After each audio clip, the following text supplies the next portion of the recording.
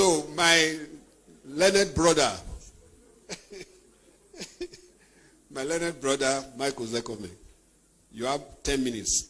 But I used to know that whenever I moderated a program where you are speaking, you are going to add your own 5. Please, don't do that today, I beg. Thank you.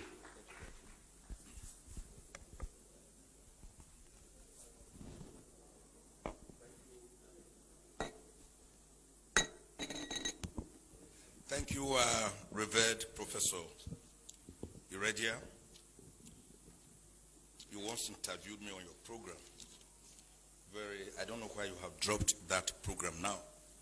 Let me say I'm very happy to see my brother and friend here today, Barrister Nyesom Wike, Dike Ohawan Ikwere, great Nigerian, man who has interrogated the issue of concerning our democracy, particularly our federalism as a concept, through his actions as a governor. When you interrogate authorities concerning VAT, concerning your powers as a governor, that the president is not a principal overloading himself over school pupils. Mr. Governor, sir, you have done well for Nigeria. May God bless you.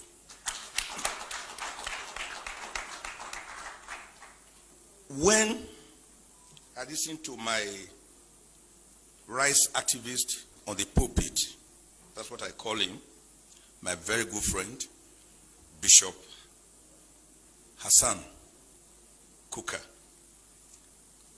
I wasn't surprised about his take on this issue, because we seem to write the same way. Each time I read him, there was one day I read this article and I asked myself, is it because he's a bishop? Did he have the sense of Nostradamus or the oracle at Ileife, and he was able to gaze into what I had just written, which I was pushing out? Prolific man, we are lucky to have a you in these perilous times. Continue to speak up. Heavens will not fall. Like one person ever once told me, if the heavens fall, it will fall on all of us. But it's never going to fall. Nigeria nationhood, cohesion, do we have one? I know we don't have one. Nigeria is still yearning for nationhood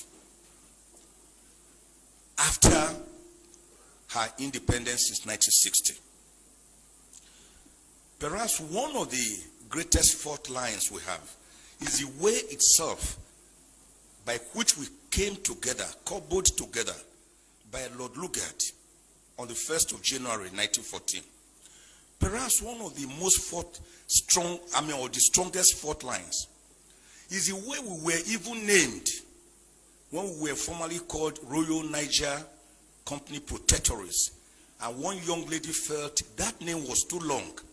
And she wrote an article in the London Economic Times on the 8th of January 1897. I said we should call that country, that area around the Niger area, which was how we came by the name Nigeria. We didn't really agree that we were going to be one country. The Berlin West African Conference of about 1844 to 1845 merely partitioned West Africa amongst the Portuguese, the Germans, the English people, and all that. So it was not as if we agreed to come together as one nation, which is why everyone is still suspicious of the other one. We already had the Hausa city-states, the Igbo city-states, the Karen Bonu Empire. Remember, we had great kingdoms, the Oyo Empire, the Benin Empire. Remember the great role of Oba Ovorami Nogbaise, the man who told the British, don't visit Benin during that holy month in December of 1897. And the British said they must visit. And of course, the guards who were in charge of the moat seized them and killed them. That was what led to the infamous Benin punitive expedition of 1898, February led by a British who led 1,200 troops. Didn't we know about people like great kings like Oba or like King Jaja of Opobo? They were already there. Moremi, Queen Idia. So we had our set ways of life, and we were happy before the British came with their mercantilism, holding the Bible in one hand, and of course, slave trade on the other hand. A trade that was to ravage us for over 500 years before people like William Wilberforce, Thomas Clarkson, even our own Olaudo Equiano stepped in. And before the great American, Abraham Lincoln, on the 19th of November, 1863, abolished slave trade, for which, of course, he was promptly executed in 1865. So the problems have been there. That is why no Nigerian believes I am a Nigerian. If you ask me, I will say I'm from Ijukwe, a small village near Agenibode, in Esako, East Local Government Area of Edo State. Because unlike what President Kennedy once told the Americans, think not of what your country can do for you, but what you can do for your country. Nigerians ask themselves, what has Nigeria done for us that we are in turn expected to do much for her? That is why go around Abuja or Lagos or any city in Nigeria on Sundays and you see the various town unions, because the people believe more in their town unions, in their village enclaves, than that contraction called Nigeria, which is practicing unitarism rather than federalism. And my bishop brother narrated the history very well. The American Revolution, the independence of 1776, and of course, the Philadelphia Convention between May and September 1787, where they decided to have a more perfect union with 50 confederates coming together.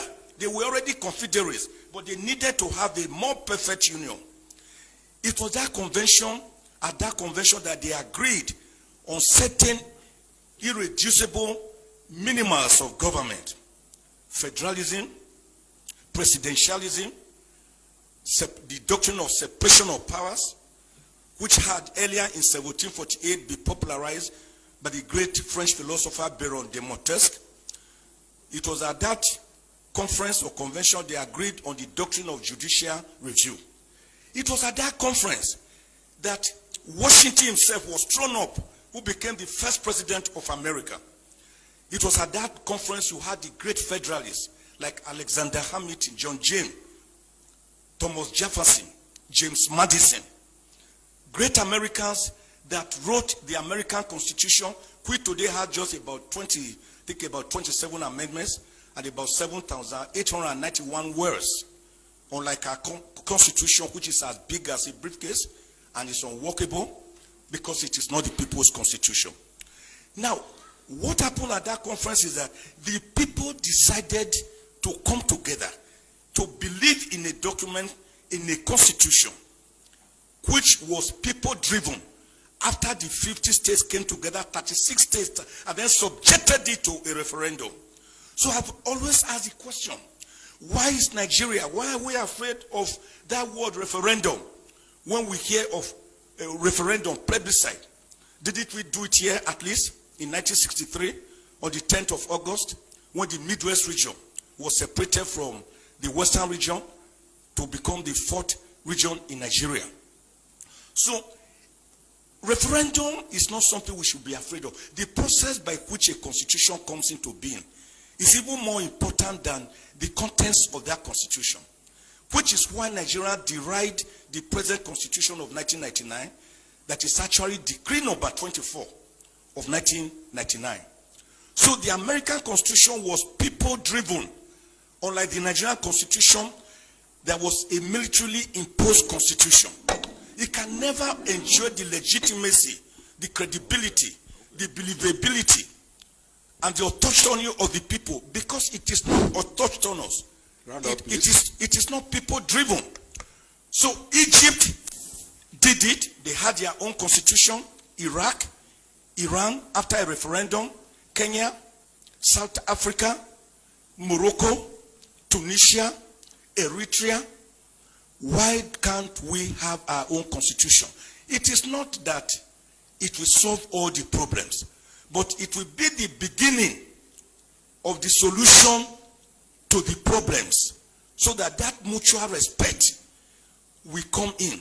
We cannot have national cohesion in a state of inequity, in a state of social injustice, in a state of religious intolerance, in a state or a situation where some people believe they are born to rule and others are born to serve as clappers and as hewers of wood and drawers of water.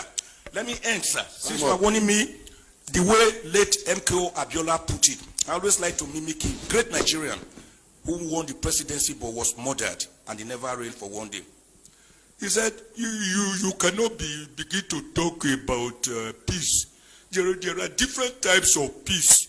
In fact, the most peaceful place on earth is the graveyard, the cemetery. But that is not the kind of peace we want. The kind of peace we are talking about is peace that is imbued with social justice, egalitarianism, mutual respect, religious tolerance, ethnic tolerance. That is the kind of peace we are talking about. God bless Nigeria. Thank you. Thank you very much.